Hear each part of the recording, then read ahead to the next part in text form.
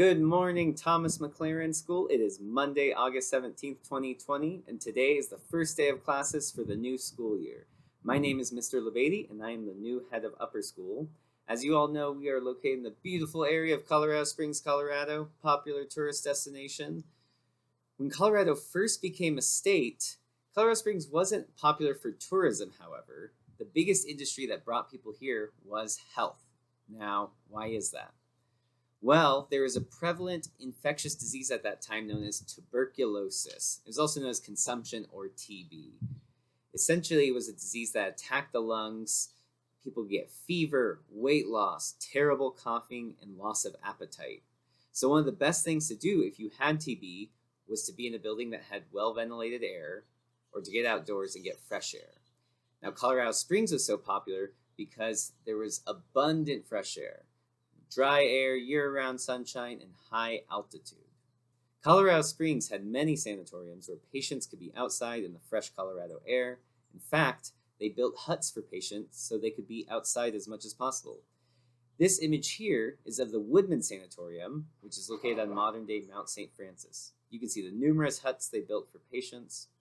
In 1893, at around age 30, an immigrant with tuberculosis came to Colorado Springs seeking this treatment. He was Scottish and a prominent architect in Europe when he made the difficult decision to leave his home, friends, and professional connections in order to save his life.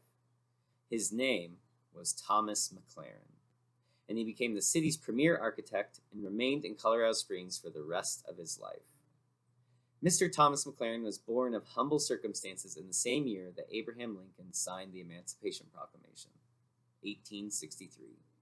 His parents were farmers in rural Scotland with 11 children, of whom Thomas was the youngest. He spent his childhood in Perthshire County, which looks like this. It's a landscape that is beautiful and lush, and maybe a little lonely. A landscape in which the land itself, its grassy hillsides and rocky outcroppings and cold, dark lakes, figures much more prominently than any of the structures that are built on it. A landscape through which the red stag roam the highlands. Thomas received his early education at a small village school, nothing fancy for its day, but it educated him well enough that he could attend high school in the nearest city. Sterling is a small city, but its architecture is grand and quite renowned. People go there to admire the medieval castle and the quaint streets and the monument to William Wallace. We can imagine that moving from the sparse landscapes of Perth to the beautiful stonework of Stirling would have made a great impression on young Thomas. When he was 16 years old, Thomas moved away from his parents and his friends, left Stirling and Scotland, and moved to London, 400 miles to the south. In London, he moved in with his older brother, James, who was an architect. He soon enrolled in the Royal Academy Schools, a very prestigious institution that educated many English artists and architects. James M.W. Turner, John Constable, and William Blake, just to name a few. Thomas was a very distinguished student. Over the course of his time there, he won the school's silver medal, gold medal, and several traveling scholarships, which afforded him the chance to travel around Europe. He went to France and Belgium and back to Scotland to study castles, but mostly he spent time in Italy and Switzerland. Great European architecture seems to have had a profound effect on him, as we can see from some of the sketches he made on his travels.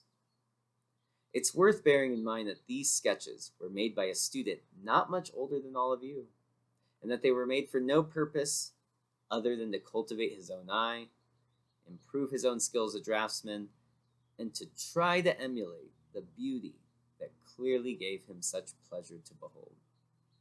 After leaving the Royal Academy, MacLaren worked for well-regarded London architects, then opened his own practice at the age of 26.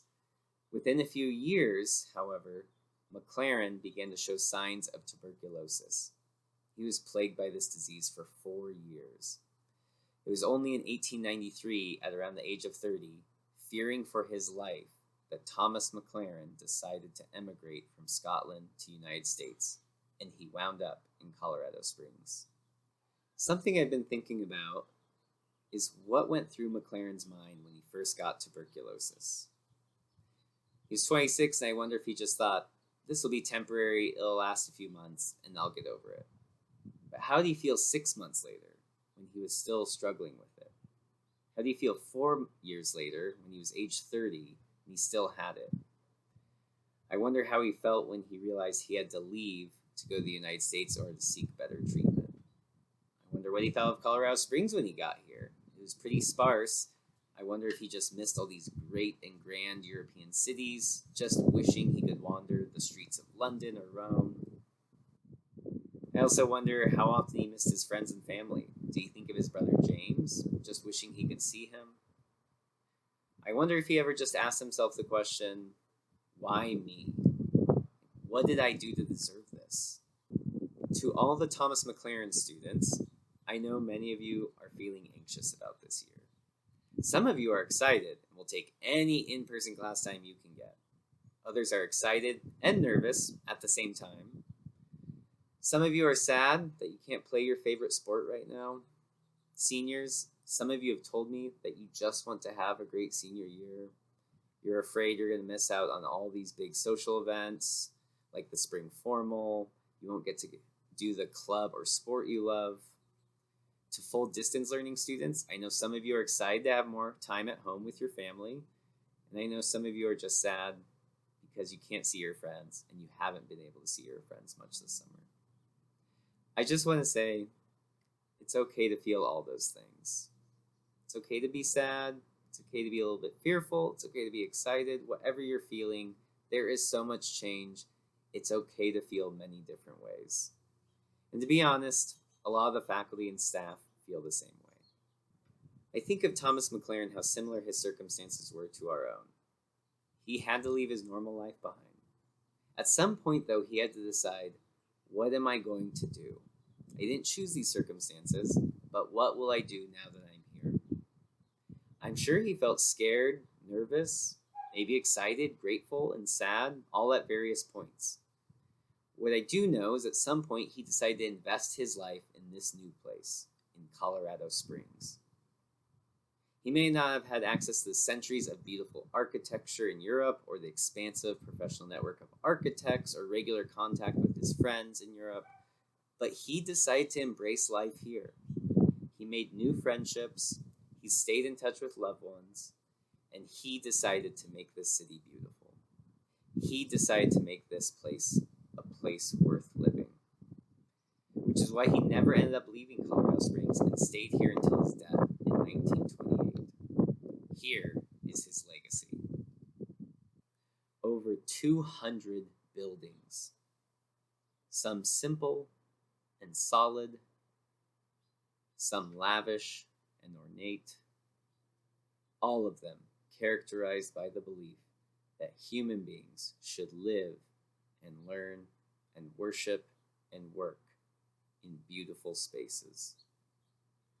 Our school is named after MacLaren, not only because he gave generously of himself to build this community, not only because you can still see his work everywhere you go in the Front Range, not only because he was a master architect who seamlessly married mathematics to art, ethics to aesthetics, but because he embodies our vision of someone who immerses himself so fully in goodness, truth, and beauty that his life becomes them. We wish the same for all of you. To all the students at Thomas MacLaren School, I say, let's embrace this time. There's now new opportunities we can open ourselves up to. Yes, we've got new guidelines. We have to wear masks. We have to be 6 feet apart. But there's new things we can do now that we couldn't in previous years, and we should embrace it. So we've got outdoor classes for one. You can wear hats also, which is awesome. I'm also just thinking of so many students who in April and May made use of all the extra time they had when they were at home doing distance learning. They would call a friend or just text them to see how they were doing. They wrote cards to family members just to thank them for their role in their lives. And we can do similar things. So when thinking about in-person school, here's a few ideas perhaps we could do. Maybe we start a community garden this year, and students can do the planting during recess, since we have restricted activities we can do. Maybe it's painting a mural. Could also build benches around campus for more outdoor seating areas since we're trying to be outside more. Maybe it's starting a bird sanctuary at the school. Maybe it's building a new outdoor workout area or inventing a new outdoor sport that has never been done before. Thomas MacLaren School, I want you to know this can still be a great year. We have a choice to make. In true MacLaren spirit, we can choose to make life better and more beautiful for us all, even amidst these circumstances. Whether we're in person, hybrid learning, full distance learning, we can make life good and beautiful. I'm sure you guys have lots of great ideas, but then your mind may start running, well, what if this happens? What if this? What if we have to go back to full distance learning? What if we can't do this? And it's easy to get discouraged from all the what ifs. And we've gone through that too as a faculty and staff. We've asked so many questions the past few months as we've tried to figure out what will school look like this year. I recall a conversation where Dr. Holliday was present, and it was a similar thing. People were just trying to figure out, well, how do we do this? What if this happens? What if X? What if Y? And I'll never forget Dr. Holliday's response. He said it with so much confidence and poise and trust. He just said, you know what? It'll be okay. We'll figure it out. We'll figure it out.